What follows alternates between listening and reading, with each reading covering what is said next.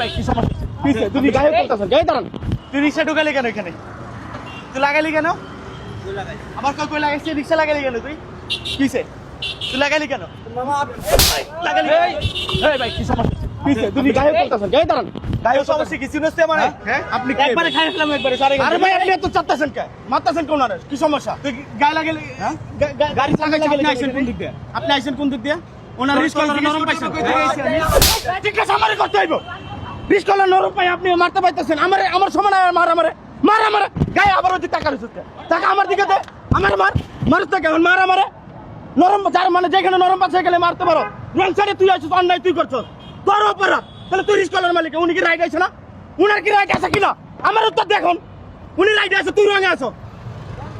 আবার রিস্ক কলার পাই মানে উনার গরিব মানুষ থেকে বাইরে একা একা একবার নেতাগিরি ছুড়াই দিমু। নেতামি করতে আইছো তাই না বড়া? হ্যাঁ নেতামি করতে আইছো? যা গাড়ি ঘুরা একে তো অন্যায় করবে, আবার নেতামি করবে।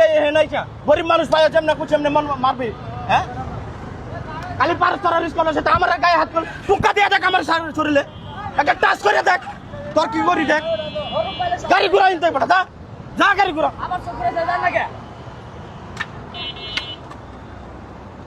এই মামা আবার টাকা রয়েছে, তোর কিন্তু তুললাম, তুই যা সুদা পেলাম।